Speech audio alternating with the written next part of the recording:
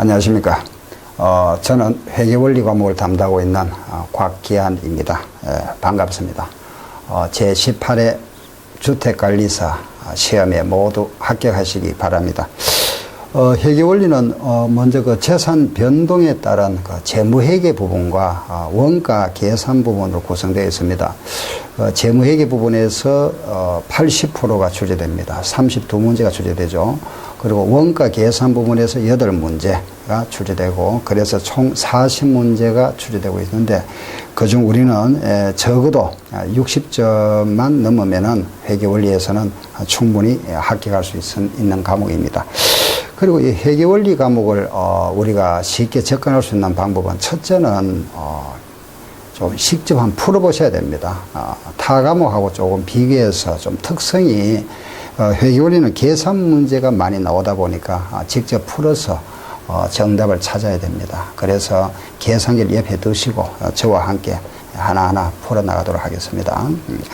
그 다음 두 번째는 그 적당한 그 범위와 폭을 우리가 그걸 파악해서 그 부분에 대해서 집중적으로 공부를 하셔야 되는데, 그 부분은 제가 함수하는 대로 따라오시면 됩니다. 하나하나 따라오시면 되니까 한번 걱정할 필요 없으시고, 그래서 앞으로 저와 함께 하나씩 풀어나가다 보면은 회계원리를 쉽게 이해하시고 또 고득점 할 수 있는 과목입니다.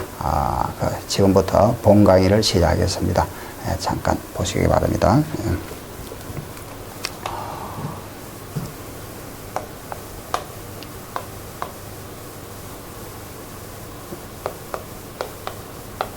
1월 1일에 우리가 이제 사업을 시작이 됩니다. 사업을 시작해서 연말 되면은 결산하죠. 모든 기업에서 결산하는데, 이 결산하는 목적이 뭘까요?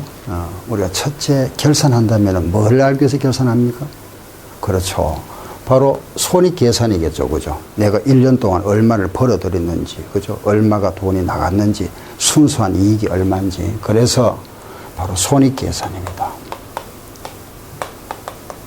이 손익계산이라는 것은 벌어들인 돈, 이걸 우리 앞으로 회계에서는 수익이다 이렇게 표현할 겁니다.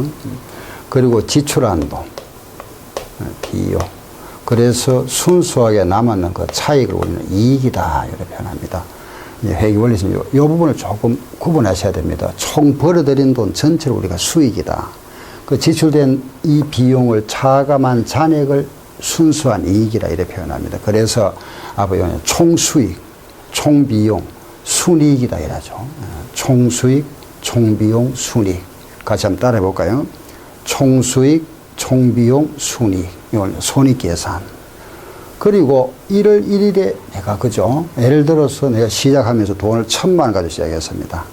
사업을 하나 시작했는데, 그 1,000만 원을 시작했는데 12월 말 현재 그 1,000만 원이 지금 얼마 되어 있는지 알아봐야 되죠. 그죠? 그걸 우리는 재산 상태라 이랍니다. 그걸 우리가 회계에서는 재무 상태, 같은 표현입니다. 재산 상태 또는 재무 상태다. 그럼 재무 상태를 하는 거는, 자 보세요. 1월 1일에 내가 예를 들어서 돈을 1억을 가지고 사업을 시작했습니다. 1억을. 그럼 1억이 뭘까요? 우리 이제 회계에서 보면은 이제 자산이다, 부채다, 자본이다 이런 표현하죠. 그죠? 자산, 부채, 자본 하는데, 1억이 그러면 자산입니까? 부채입니까? 자본입니까? 1억을 시작했을 때. 그렇죠. 이게 자산 또는 자본이 될 수 있죠. 그죠? 이거 우리가 자산이라 이랍니다. 1억. 근데 이 1억이 바로 자본이죠. 이 자산과 자본은 같은 의미다. 그죠? 근데 이 경우에 똑같은데, 예를 들어서 여기 이제 부채가 있는 경우에 있죠. 그죠? 부채. 자산은 1억이지만은 내가 내 돈이 모두 1억이 모두 내 돈이 아니고, 예를 들어서 은행에서 좀 빌려왔습니다. 3천을 빌려왔다. 그죠? 그런 경우에는 자본은 변하겠죠. 그죠? 근데 부채가 없는 상태는 자산과 자본은 금액이 똑같아집니다.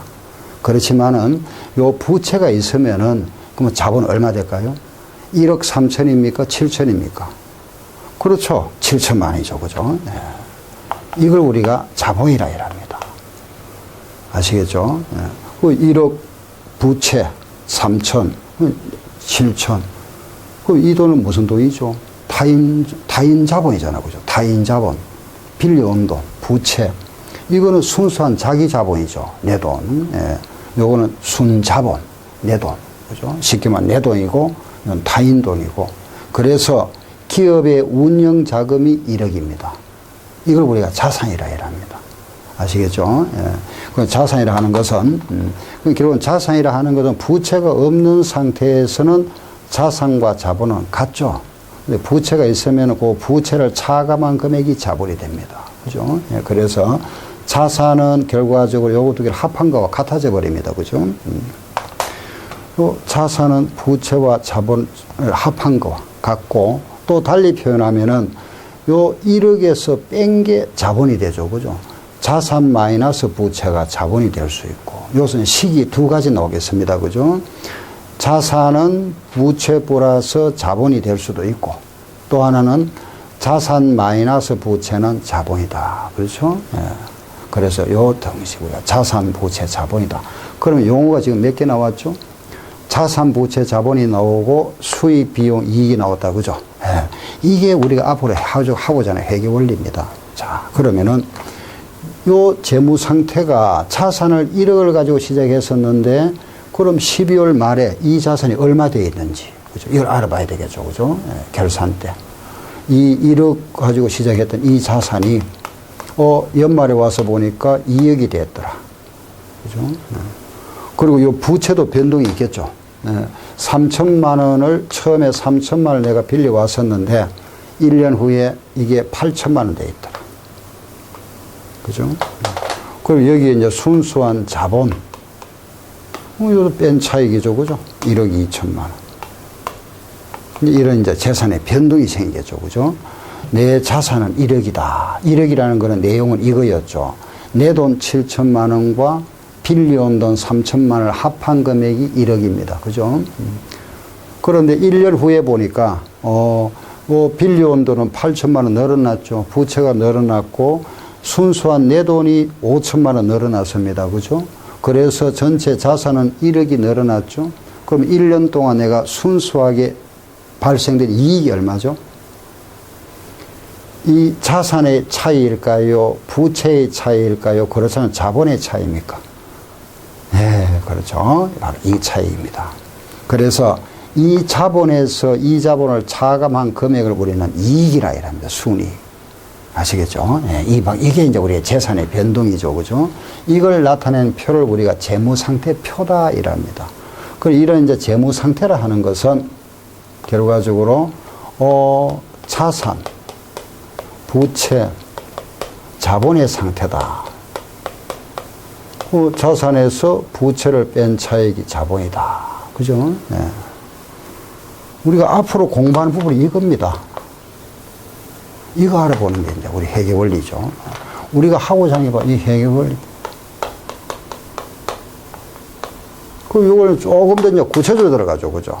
그 자산이 뭐냐부터 해서, 그 자산에는 내 돈 뭐 현금도 있을 거고, 그죠? 은행 예금도 있을 거고, 또는 뭐 우리 외상값도 있을 거고, 또 상품도 있을 거고, 비품도 있고, 여러 가지 많죠. 그죠? 부채를 하면은 내가 은행에서 돈 빌려받아 차입금이라든지, 또 미리 받은 돈이 있죠. 그죠? 선수금이 있다든가, 내가 돈을 아직 못 갚아도 미지급금이 있다든가, 이런 항목들에 대한 거. 이거 알아보는 것이 우리가 하고자 하는 회계 원리다. 아시겠죠? 예. 그러면 이제 이 경우에 자산은 1억, 부채, 자본이 나왔죠. 그죠? 이 자산, 부채, 자본입니다. 요걸 이제 다시 우리 한 번 더, 요 부분을 갖다가, 다시 잠깐 생각해 보겠습니다. 자, 여기서 한번 보세요. 그러면 여기서 요 부분은 1월 1일에 이제 시작할 때였죠. 그죠? 요거는 결산 때입니다. 12월 말. 그렇죠? 이걸 우리는 앞으로 뭐라 하느냐. 기초, 자산, 기초, 부채, 기초, 자본이라. 이렇게 표현하죠. 그죠? 기초, 자산, 부채, 자본. 1년 후가 뭐가 되죠? 그렇죠. 기말이라 이랍니다. 기말. 요 사이를 뭐라 할까요? 기중. 시작을 기초. 그 끝나는 요 시점이 기말입니다. 일반적으로 우리는 1년에 한 번 이상 결산해야 됩니다. 기업에서는. 물론 이제 우리가 3개월에 한 번 할 수도 있고 또 6개월에 한 번 할 수도 있고 또 편의에 따라서 매월 할 수도 있고, 그죠? 8개월 한번 할 수도 있고, 분기별로 할 수도 있고, 이거는 기업의 편리대로 하면 되는데, 마지막 한 번은 이제 요 정부 직계는 이때 내야 되죠. 그죠? 1년치. 또 결산일이 꼭 1월 1일부터 12월 말에 끝날 필요는 없습니다. 6월 1일에 시작해서 다음에 5월 말에 끝나도 되고, 4월 1일에 시작해서 3월 말에 끝나도 되고, 그건 관계없습니다. 그렇지만은 모든 우리나라의 어떤 세금 납부라든지 이런 구조가 이렇게 해서 하도록, 요래 하면 가장 편리하죠. 그죠? 그러니 결산기간이라면은 1월 1일부터 12월 말에 하면 틀립니다. 한 결산기로부터 다음 결산기까지 그게 바로 회의 기간이라 이랍니다. 근데 우리는 편의상 1월 1일부터 12월 말로 정해서 1월 1일 뭐라 하죠? 기초. 12월 말을 뭐라 하죠? 기말이다 이랍니다. 그러면은 자 보세요. 그럼 이런 이제 자산이 이제 증가되고 요거 부채도 증가됐다 그죠? 그래서 순수한 이익이 5천 생겼죠. 그럼 우리가 이제 요런 자산 부채 자본의 변동이 생겼다는 것은 1년 동안 영업을 했겠죠. 이 사이에 그죠? 기중에 그 기중에 그는 벌어온 돈이 있을 겁니다. 그죠? 수익이 발생하면은 그만큼 자산이 증가하겠죠. 그죠? 요 자산이 증가하면은 자본이 증가하죠. 그죠? 예, 수익이 발생됩니다. 수익이 발생됐다. 얼마냐? 수익이 예를 들어서 벌어온 돈이 9천이다. 1년 동안 9천만 원 벌었다. 그죠? 그럼 우리가 벌기 위해서 또 물건을 사와서 팔아야 되겠죠. 그죠? 우리가 수익이라 이라면은, 수익하면은 가장, 기업에서는 물건 판매, 이 매출이죠. 그죠? 가장 핵심된 수익은 매출액. 얼마치 팔았다. 이게 수익이고. 그럼 비용이란 뭐냐? 이걸 내가 팔기 위해서 얼마 주고 사왔겠죠. 그죠? 원가, 매출 원가. 매입액이라 하기도 하지만은, 일반적으로 매출 원가다. 100원에 사와서, 150원에 팔았다. 그럼 요게 매출 원가. 요거는 매출 되죠. 그죠? 수익.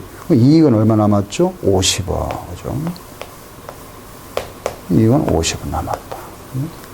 이 수익은, 수익 항목은 몇 개 안 됩니다. 기업에서 우리가 얻을 수 있는 수익이라는 거는 주den기 이런 거잖아. 그죠? 매출이죠. 아시겠죠? 매출, 그 외에 기타 수익, 뭐, 은행에 돈을 예금했다, 이자, 또는 뭐 내가 어디 가서 일을 했다, 그죠? 대가를 받아 수수료, 이런 게 있죠. 배당금, 주식에 투자해도 배당금이 있고. 근데 비용 항목은 많죠. 조금부터 월급도 줘야 되고, 그죠? 또 뭐 물건을 쌓아놓는 보관료, 이런 거, 그죠? 또 뭐 잡비, 수도료, 뭐 전기료, 소모품비 등등 비용 항목은 많습니다. 좀 항목이 많이 나오죠. 이건 아주 단순하죠, 그죠? 수익은. 우리 개인도 그렇죠.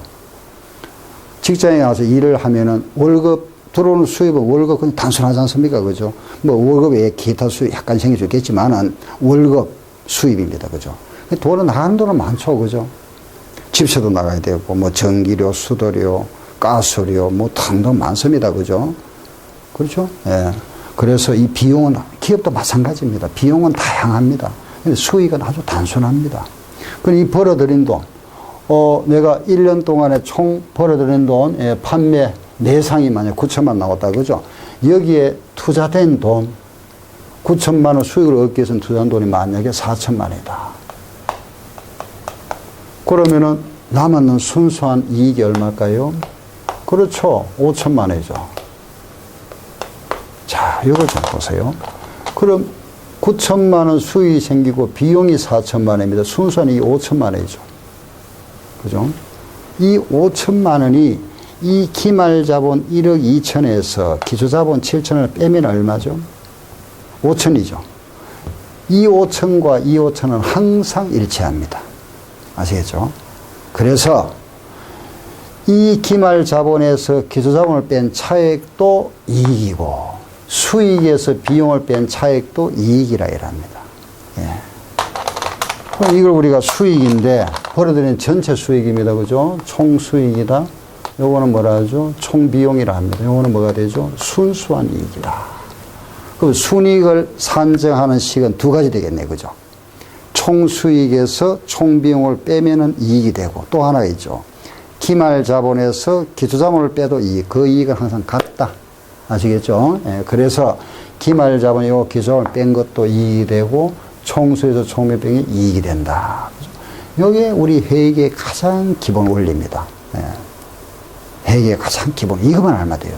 이것만 알고 앞으로 이제 우리 하나하나씩, 예, 여기에 대한 이제 들어가는 이제 항목들을 하나씩 정리하시면 되겠죠. 그죠? 예. 자, 다시 한번 보세요. 그럼 요걸 이제 우리가 기초자산이라 합니다. 자, 같이 한번 해볼까요? 자, 보세요. 기초자산 마이너스 기초부채는 기초자본. 그렇죠? 기말자산 마이너스 기말부채는 기말자본. 총수익 마이너스 총비용은 순이익. 또 하나 있죠. 기말자본 마이너스 기초자본도 순이익. 요 등식, 예, 암기할 필요는 없습니다. 예, 그냥 요 흐름만 아시면 되겠죠. 그죠? 자산부채자본, 자산부채자본, 수입비용 이익이다. 1년 동안 벌어들인 돈. 아시겠죠? 그래서 요 기초자산과 기말자산의 요게 변동사항. 왜 변동이 생겼나 하는 요 1억의 변동 내역이 이겁니다. 내역이. 그 물건을 팔아서 뭐 팔았다, 이자를 받았다, 돈이 얼마 나갔다, 순수한이 얼마 생겼다. 요게 항상 일치가 됩니다. 이건 왜냐하면은 우리 회계는 복식부기라 이랍니다. 우리가 하는 모든 회계는 기업에서는 우리가 가정에서 하는 게 있죠. 그죠? 가계부. 그런 거 단식이라 하죠. 현금이 들어오고 나간 거. 단순하게 현금이 들어오고 나간 것만 기록하는 거네. 단식부기라 이랍니다. 기업에서는 모두 복식부기라 합니다. 현금이 들어왔다, 들어왔으면은 현금도 기록하고 왜 들어왔는지 원인도 기록해야 되죠. 그죠? 물건을 팔고 들어왔다 또는 돈을 빌려받았다. 이거 양쪽을 기록하는 거는 복식이라 이랍니다. 탁구를 치도 왜 단식이죠. 혼자 치는 거 단식. 두 사람이 치는 거 복식이라 하죠. 그죠? 그건 우리가 똑같은 원리입니다. 우리가 하는 모든 무슨 부기? 복식부기. 아셨죠? 예. 그래서 그 복식부기의 기본 원리가 이겁니다. 예, 자, 그러면 이걸 가지고 작성하는 표를 뭐라 하겠죠? 그렇죠. 재무상태표. 요걸 가지고 작성하는 표를 뭐라 하죠? 손익계산서. 이것도 마찬가지 뭐죠? 재무상태표이랍니다. 그럼 이걸 이제 우리가, 그죠? 요걸 이제 표로서 양식을 나타내는 거죠. 그 양식이 뭐냐? 재무상태표. 재무상태표, 손익계산서. 그 이제 포괄 손익계산서는 그 의미는 나중에 말씀드리겠습니다. 일단은 손익계산서다. 수익과 비용을 적는 거, 그죠? 자, 구분할게요. 보세요. 기초 재무상태표, 기말 재무상태표. 요거는 손익계산서라 이랍니다. 아시겠죠? 기초 재무상태표, 기말 재무상태표, 손익계산서. 그러면은, 자, 금년이 만약에 올해가 2014년입니다. 그죠? 내년으로 넘어갈 때는 이게 뭐가 될까요? 그렇죠. 2015년에 뭐가 되죠? 기초가 되죠. 그죠? 그렇죠. 이게 기초로 가죠. 그럼 기초로 가서 다시 또 1월 1일 요게 기초가 돼버리고, 이거는 이제 여기는 내년 넘어가면 안 되겠죠. 그죠? 여기 넘어가죠. 다음에로 1월에 넘어가고, 이거는 이제 1월 1일부터 다시 또 벌어들인 돈, 총수익, 다시 또 생기겠죠. 그죠? 수익 비용. 그래서 1년 후에 또 기말자산, 기말부채, 기말자본 이런 식으로. 그래서 이 금액들은 금액 잔액이 있으면 계속 다음에 넘어갑니다. 그래서 우리는 자산, 부채, 자본 항목들을 실제계정이라 하고, 실제계정. 이런 수익과 비용은 일단은 요 발생됐죠. 금년에 발생되고 나면 이거는 다음에 넘어가면 안 되겠죠. 그죠? 그 1월부터 다시 또 벌어들은 돈 또 수익 생깁니다. 그죠? 이건 우리의 명목상 계정이다. 명목 계정. 아시겠죠? 예. 뭐, 고래 이해하셔도 되고, 안 그러면 이래 보세요. 내가 이자 100원을 현금으로 받았다. 이자 100원을 현금 받았으면은, 내 주머니 들어간 거는 뭐죠? 그렇죠. 현금이 들어왔지. 이자가 들어간 게 아니지 않습니까? 그죠? 현금이 들어왔죠. 명목이 뭐죠? 왜 들어왔죠? 그렇죠. 이자. 이건 이제 명목상 계정이다. 명목. 이자 명목으로 현금이 들어간 겁니다. 그래서 그에 가세요. 자산부채 자본을 무슨 계정? 그렇죠. 실제 계정. 수익 비용을 무슨 계정? 명목 계정 또는 임시 계정이라 합니다. 시험에 2번 나왔었죠. 그죠? 예. 다음 중 실제 계정이 아닌 거, 자산부채 자본이 아닌 거 찾으면 되고, 명목 계정이 아닌 거, 수익 비용이 아닌 거 찾으면 되지 않습니까? 그죠? 그래서, 이걸 우리가 실제 계정이다. 실질 계정이다. 이걸 명목상 계정이다. 임시 계정이 1년만 생겼다가, 다음에는 이제 거의 소멸돼 버리겠죠. 그죠? 그래서, 명목상 계정이다. 이랍니다. 그러면은 이제, 이건 알았다. 그죠? 이건 이해하셨고, 자, 다시 한번 보세요. 그럼 우리가 이제 이런 자, 요거는 이제 여기 이제 회계 원리의 가장 기초 부분입니다. 기본 부분이 요거고. 그럼 이제 자산이 뭔지 조금 더 우리 들어가서 요 자산에 대해서 조금 더 알아봐야 되겠죠. 그죠? 자, 보세요. 자산이 뭐냐? 부채가 뭐냐? 자본이 뭐냐? 또 수익이 뭔지, 비용이 뭔지. 예. 자, 자산이라 하면은 간단하게 생각하세요. 요 줄을 하나 꺼세요. 적대의 줄을 끄면 뭐가 되죠? 재산이죠. 그죠? 기업의 재산이라 이래 보시면 됩니다. 기업의 재산. 그래서 기업이 소유하고 있거나 현재는 소유하지 않지만 앞으로 받을 권리가 있거나 이걸 우리가 자산이라 합니다. 기업이 가지고 있는 거 또는 앞으로 받을 권리가 있는 거. 물건을 내가 가지고 있으면 이게 내 재산 맞죠. 그죠? 그런데 이걸 팔았습니다. 돈을 안 받았습니다. 그럼 받을 권리가 있잖아요. 그죠? 예, 요것도 자산입니다. 그럼 부채는 뭘까요? 의무. 갚아요. 요거 반대. 아, 의무, 빚. 예. 자산과 부채는 요거죠. 요 권리의 반대 의무다. 그죠? 요거는 부채, 권리는 자산. 그럼 자, 이게 우리가 소유하고 있는 거 대표적인 거 한번 예, 보세요. 우리 개인으로 생각해도 됩니다. 개인. 예. 현금. 또, 뭐, 얘는 은행 예금, 주식. 이죠. 또 상품. 팔기 위한 거. 또는 우리 기업이 가지고 있는 건물. 또는 차량 운반구. 등등. 그죠? 이런 자산들. 현금, 예금, 주식, 상품, 건물, 차량 운반구. 뭐 등등 나옵니다. 기타 등등. 권리하면은, 그죠? 돈을 빌려줬다. 대여금.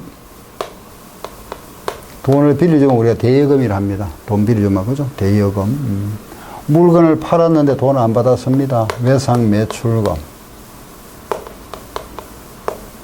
물건을 팔고 요거는 외상으로 팔았는 거. 또는 외상이지만은 음으로 받는 경우 있죠. 음을 받으면 받을음이라 합니다. 받을음. 이렇게. 외상 매출금과 받을음. 그리고 돈 아직 안 줬다, 그죠? 미지급금. 계약, 잠깐요. 예, 선거금. 먼저 줬나? 이런 거. 성금. 아직 안 받았다. 미수. 이런 자산들. 받을 권리가 있는 거. 이거 우리가 자산이라 합니다. 아시겠죠? 그리고 받을 권리는, 대여금, 물건을 외상으로 팔았다, 그죠? 어음을 받았다. 계약금 미리 줬다. 뭘 받아야 되겠죠? 아직 안 받았다. 그럼 의무가 뭐냐? 요거 반대입니다. 대여금의 반대는 뭐가 되죠? 차익금.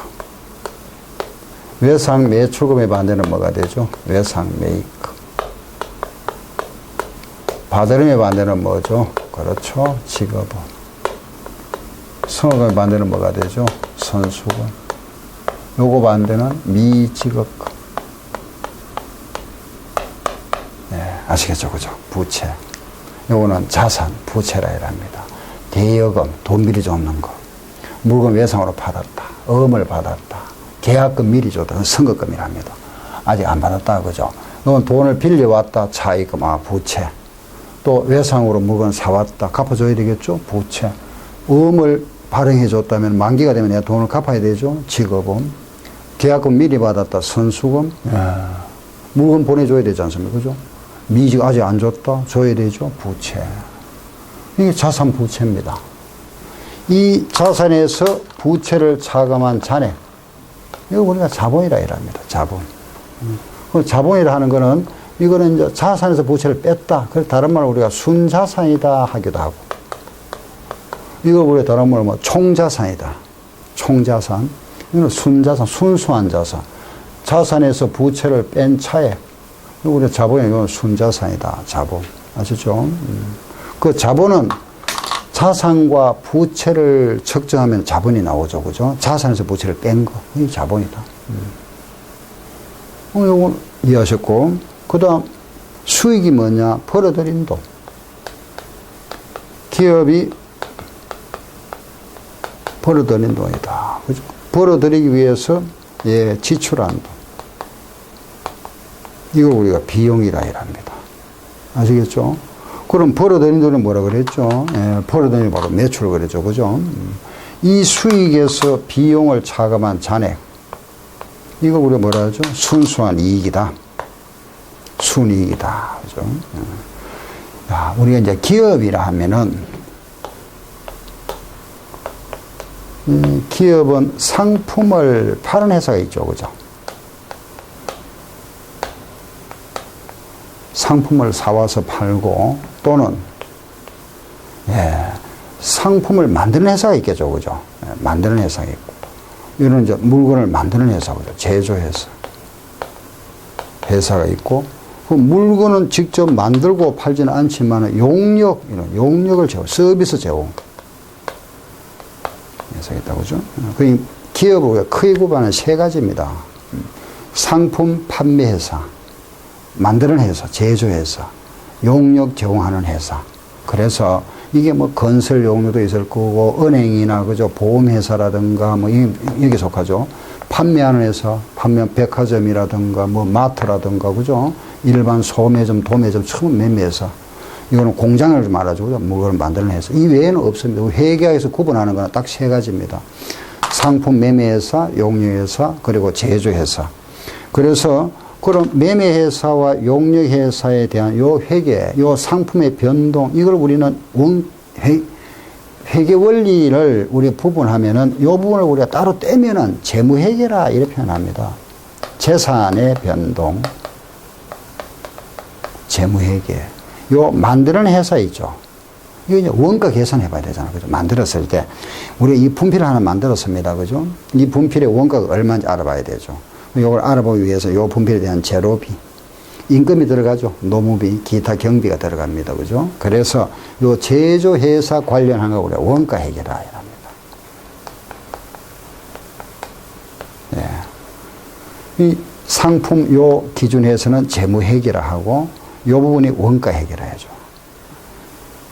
이 재무회계에서 우리 시험에 80%. 원가 회계, 요 만들었을 때 요 원가 회계가 20%가 출제됩니다. 예. 모두 40문제가 출제되니까 여기에서 32문제, 여기에서 8문제죠. 원가 계산. 요 부분하고 조금 다르죠. 원가 회계는 요거 만들었을 때 요 원가 얼마인지 알아보는 겁니다. 원가 회계다. 지금 제가 지금 말씀드린 모두 이쪽입니다. 그죠? 자, 그러면은 보세요. 이런 상품 매매 회사의 주된 수익원이 뭘까요? 그렇죠. 물건을 팔아야 되죠. 그죠? 매출. 그죠? 그 매출액이 주된 겁니다. 매출액. 그럼 매출.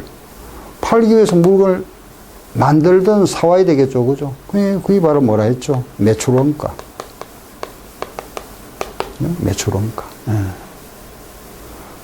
그리고 요 수익은 단순하다 그러지 않습니까? 그죠? 매출액 하나. 그리고 나머지는 기타 수익.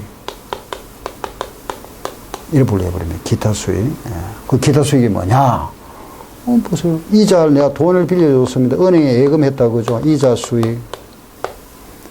주식 투자를 했다. 배당금 수익. 또 뭐 수수료 받았다. 집을 빌려줬다. 임대료. 예, 아주 단순하죠. 몇 개 안 됩니다. 기타 수익은. 예, 우리 다음에 이제 또 교재 볼 때 또 말씀드릴 겁니다. 비용 보면은 매출원가 있죠. 그죠? 매출원가에서 여기 이제 잡다한 비용이 많습니다. 그죠? 예. 뭐, 급료, 급여. 직원들 월급 줘야 되죠. 또, 전기요금 줘야 되겠죠. 그죠? 전기료, 뭐, 수도료.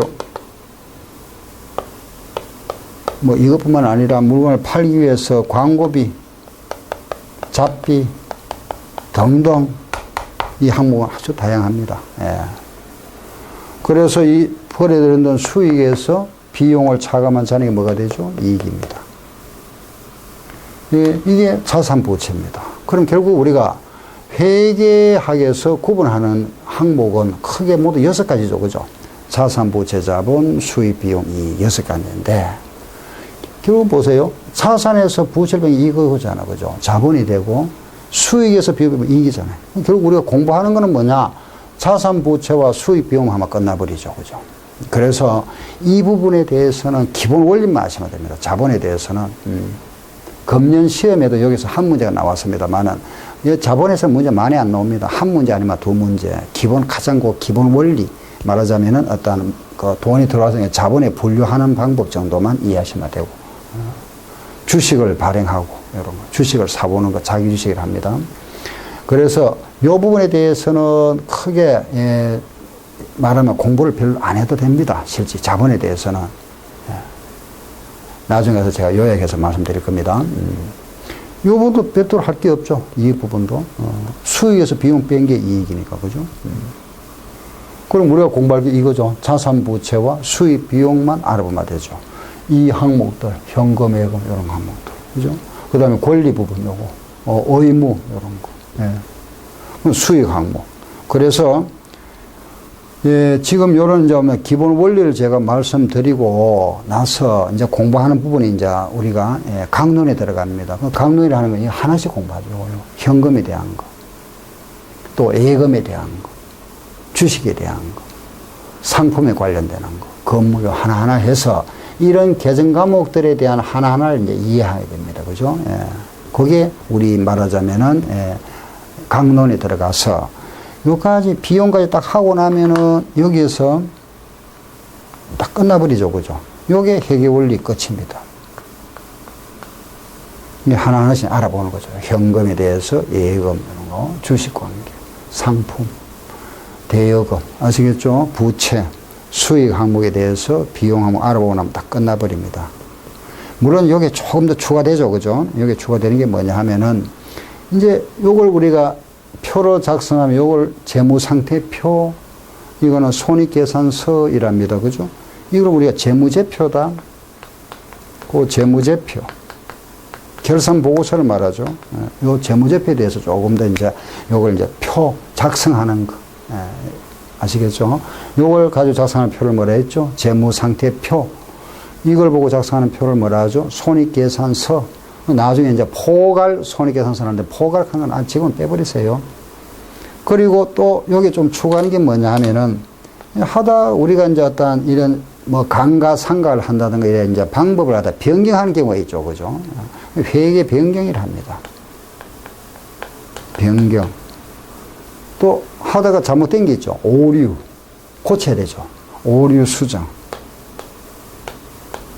하게 되면은 여기까지가 여기까지가 재무회계입니다. 재산계 관련된 회계다. 여기. 아시겠죠? 그러고 나면은 이제 여기 이제 방금 말씀드렸죠. 원가.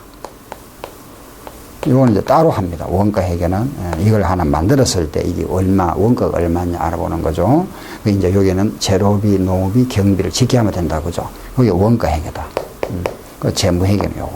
이걸 우리가 우리 시험에는 요 부분에서 80%, 요 부분에서 20%, 32문제, 요거. 여기에서 8문제. 모두 40문제가 출제됩니다. 흐름을 이해하시겠죠? 그죠?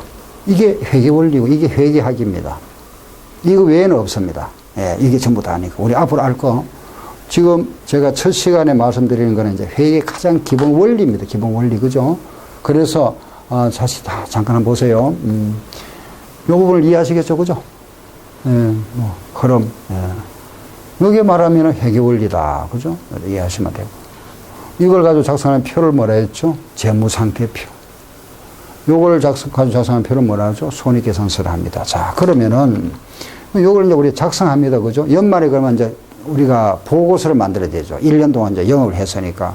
우리 회사 투자한 사람, 또 우리 회사에 돈 빌려 준 사람, 그죠? 투자자라든지 채권자한테 이제 보고를 해야 되지 않습니까? 그죠? 1년치 결산 보고를 합니다. 그 결산 보고할 때 표가 이거죠. 이걸, 우리 회사 1년 동안에 지금 현재 재산이 이래 되어 있다.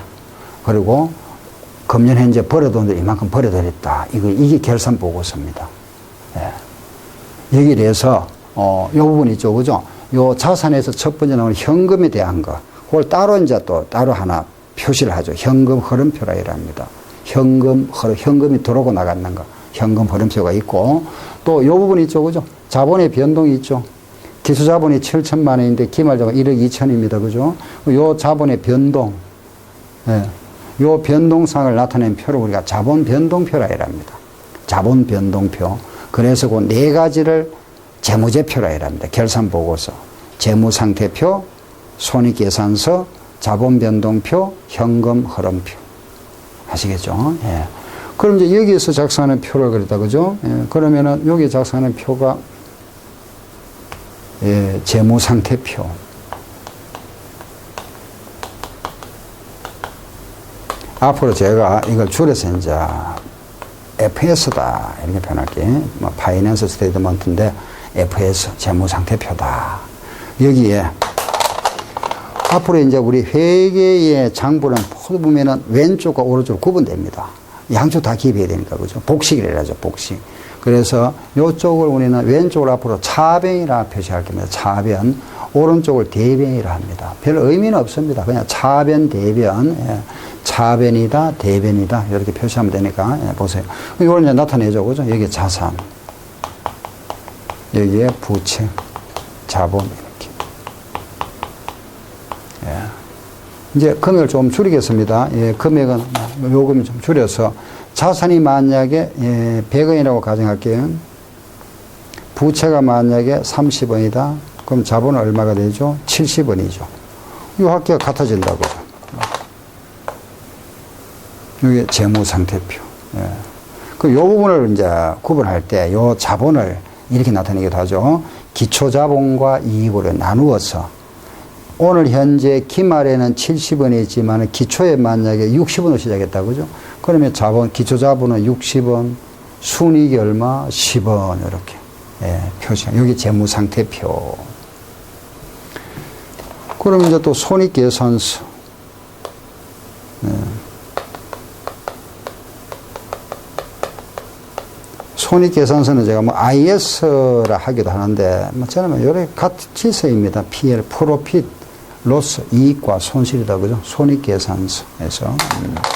여기에 비용이 들어갑니다. 여기에 수익. 즉, 이건 이제 왼쪽을 뭐라 했죠? 차변, 대변. 예.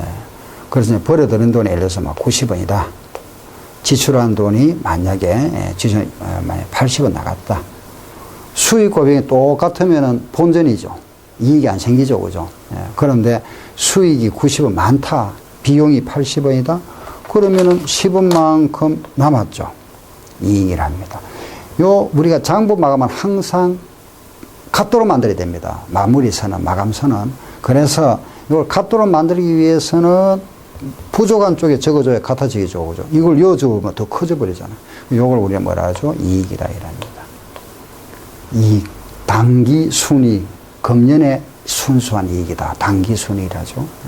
그래서 이렇게 이제 마감선. 그죠? 그럼 만약에 이쪽이 크면 어떻게 될까요? 요 비용이 크면은 여기에 뭐가 생기죠? 손실. 그죠? 자, 여기서 한번 보세요. 그러면 여기 이제 요 등식 같다. 그죠? 똑같다. 그러면은 자산은 부채 플러스 자본이라는 등식이 성립하죠. 예. 여기서 우리 아까 한 말씀 드렸죠, 그죠? 요 자본을 따로 구할 수 있죠, 그죠? 자산에서 부채 빼면은 여기 되지 않습니까? 자산 마이너스 부채는 자본이다. 그죠? 자산은 부채 플러스 자본. 자산 마이너스 부채는 자본이다. 이런 등식. 여기도 마찬가지죠. 똑같은 등식 성립한다, 그죠? 여기 보면 차변 합계와 대변이 같다. 그럼 차변을 보세요. 총 비용과 순이익 합계와 요 합계가 같다. 그죠? 같다. 자, 하나 더. 요쪽이 크다. 요쪽이 큰 경우입니다. 여기에 뭐가 생기죠? 손실. 그때는 어떻게 될까요? 그렇죠. 총 비용은, 예, 총 수익에다가 뭘 더한 거? 그렇죠. 손실을 더한 거. 같아진다, 그죠? 이런 등식이 성립하죠.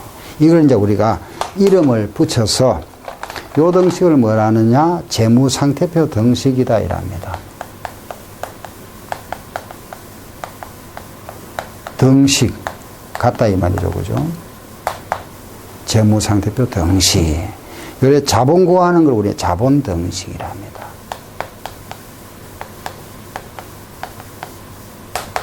아시겠죠? 자본 등식.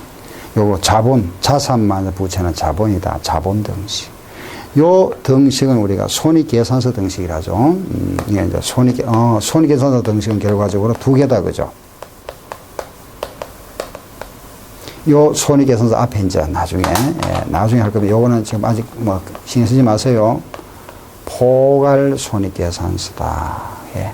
그게 이제 전체적으로 좀 비용 항목, 수익 항목이 생기는데 그것도 같이 이제 손익 같이 표시하는 걸 말합니다. 포괄 항목들을 갖다가 나타내는 걸 포괄 손익계산서를 하는데 여기에 대해서는 나중에 다시 말씀드릴 겁니다. 지금은 그냥 손익계산서다 이렇게 이해하시고 지금 우리나라에 우리가 이런 이제 재무상태표나 손익계산서를 이렇게 하기 위해서 이렇게 하자 정해놓은 그 규칙이 있죠, 그죠? 그걸 뭐라 하죠? 그렇죠. 기업회계 기준이라 이랍니다. 회계 기준 처리하는 거, 예, 보세요. 우리가 이제 회계 기준이라 이러죠, 그죠? 기업 회계 기준. 예, 그런 이제 우리나라가 이제 말하자면은, 이거는 우리나라에서 이제 하던 거죠, 그죠? 그 기업 회계 기준이고, 지금 이제 국제 회계 기준입니다.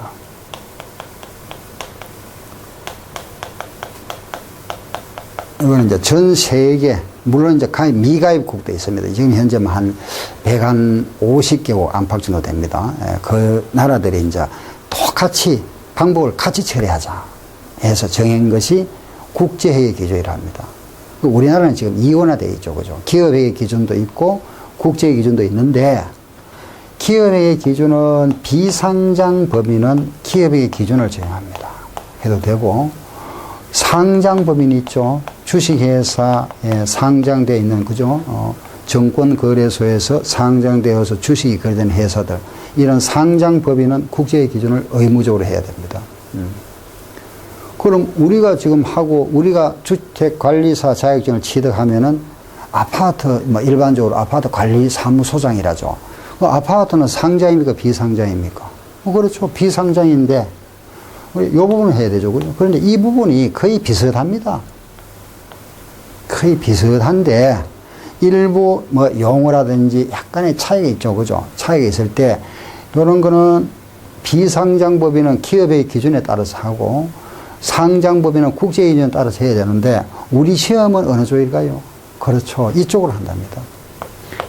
우리는 이제 이 법이 우리 주택관리사만 적용하는 것이 아니고 회계원리가 이 회계원리입니다. 그죠? 우리 주택관리사뿐만 아니라 세무사, 감정평가사, 공인회계사, 국가공무원, 세무직, 관시 시험이죠. 그죠? 회계학에 들어가는 모든 어떠한 그 시험은 모두 이쪽입니다. 국제의 기준입니다. 그럼 하나 예로서 재무상태표 했는데 아마 여러분들이 대차대조표 하는 걸 많이 들어보셨죠. 그죠? 다 아실 겁니다. 대차대조표. 여기 같습니다.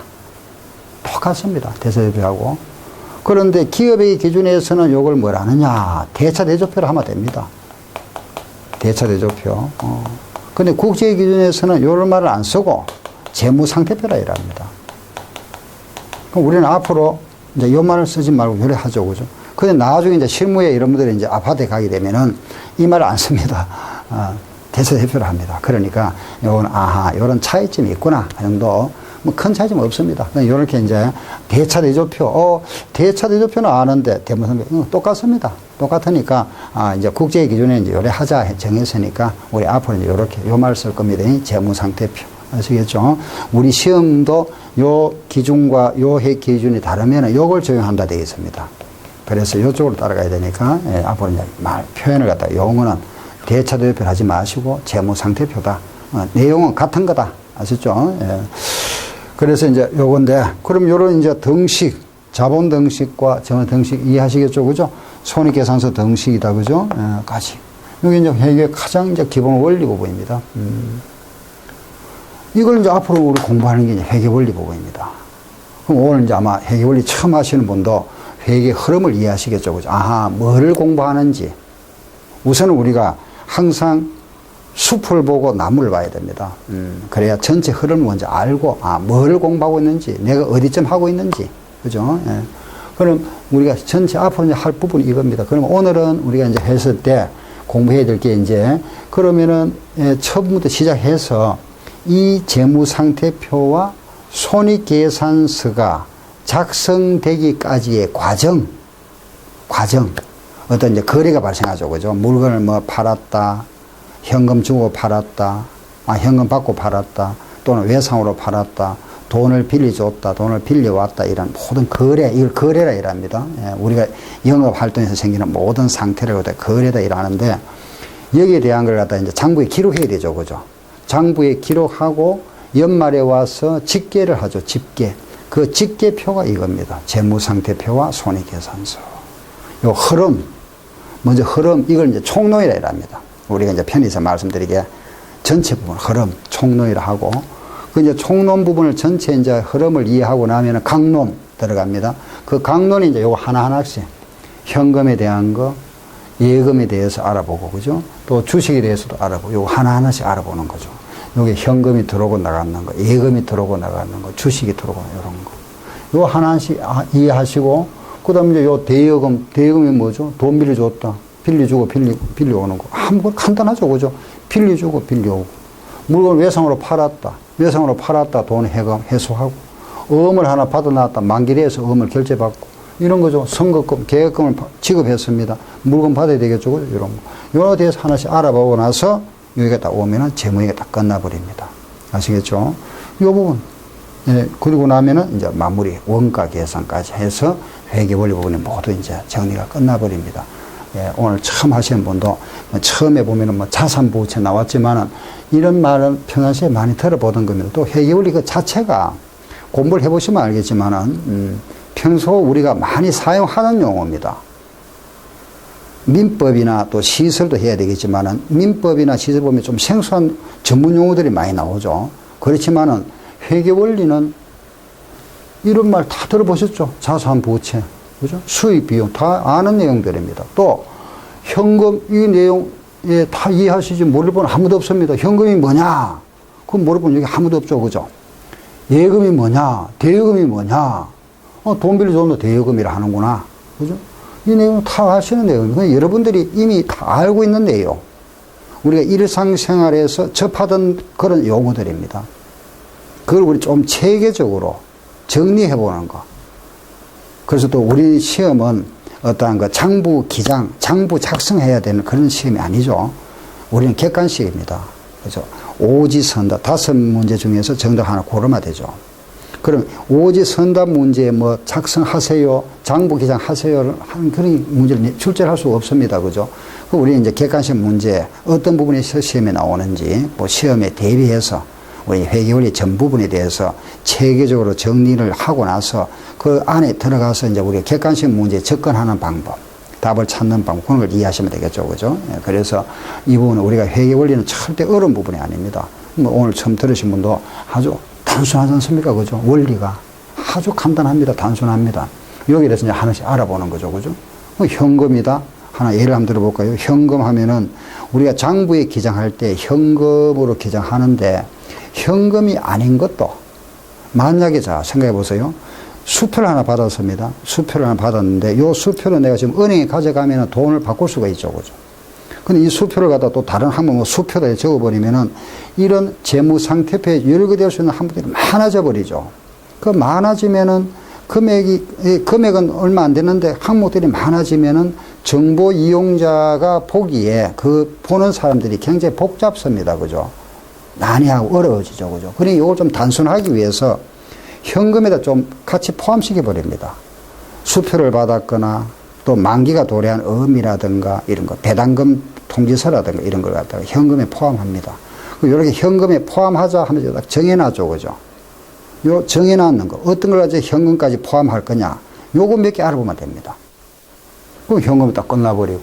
예금에 가면 뭘 공부하느냐? 예금 가면은 우리가 은행에다가 예금하면은 여러분들 보통 예금하면 모두 통장을 하나씩 은행에서 발부해 주지 않습니까? 그죠? 그 통장 잔고에 남아있는 그 돈을 내가 은행에 가면 찾을 수가 있죠. 그건 문제가 안 됩니다. 근데 문제가 뭐냐면 당좌예금이죠. 예, 당좌예금 하면은 수표를 발행합니다. 그러다 보니까 우리가 수표를 발행했는데 그 수표 소지인이 은행에 아직 돈을 안 찾아간 경우 있죠. 그죠? 또는 수표를 발행했는데 말하자면 수표가 부도났거나 그래서 이 당좌 거래를 하다 보면은 내장부상 잔액하고 은행측 잔액하고 이게 일치가 안 되는 경우가 있겠죠. 그죠?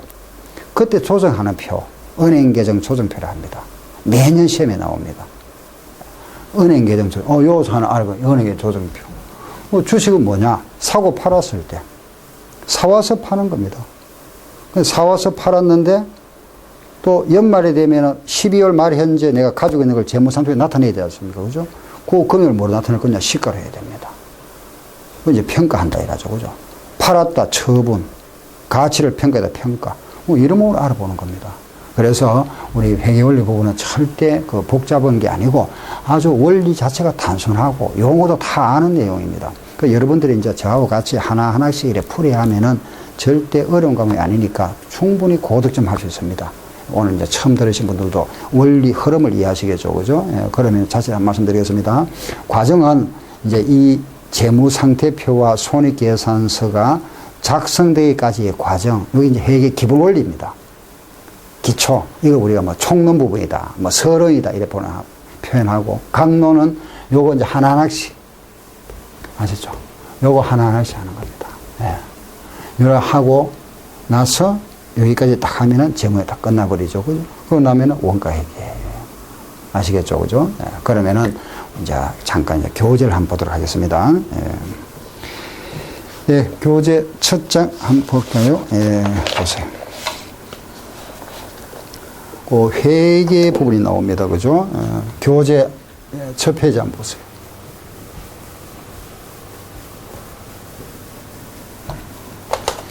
예, 회계란 나오죠. 회계가 뭐냐? 그 회계에서는 예, 쭉 내려가서 한번 보세요.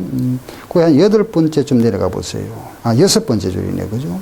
그 쭉 내려 6번째 보면 오늘날 미국 회계학회에 그 정의가 내려져 있습니다. 그죠?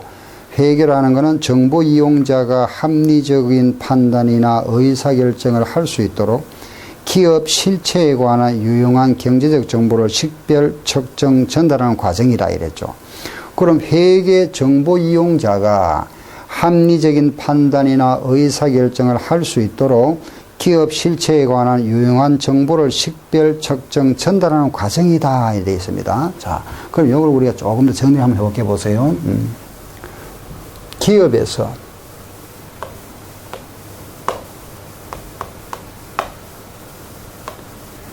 기업의 정보를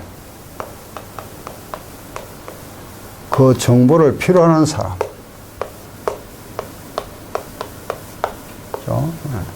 기업과 관련된 정보를 그죠? 요 기업과 관련된 정보를 그 정보 이용자 필요한 사람에게 제공하는 그 과정이다. 제공한다 이랍니다. 기업과 관련 정보를 정보 이용자에게 제공한다. 아시겠죠? 예. 그래서 여기에서 기업과 관련된 정보, 이 정보는 기업은 장부 기장을 통해서 모든 정보가 산출됩니다. 그죠? 이 정보가 뭐냐? 방금 말씀드렸죠? 예, 바로 이게 뭐죠? 자산, 부채, 자본, 수익, 비용을 말한다. 이게 기업과 관련된 정보입니다. 자산과 자본. 이걸 정보를 이용하는 사람에게 제공하는, 그죠? 제공하는 절차다. 정보를 이용하는 사람에게 제공한다. 이걸 우리가 회계다. 회계. 예.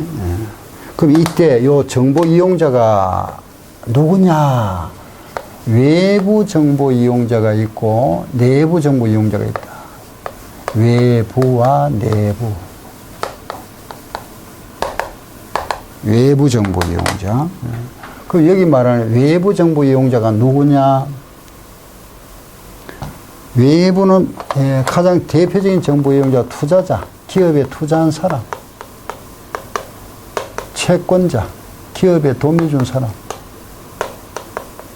등등 많죠, 그죠? 뭐 거래처 또는 뭐 우리한테 돈을 주는 뭐 은행이라든가 금융권이라든가 그죠?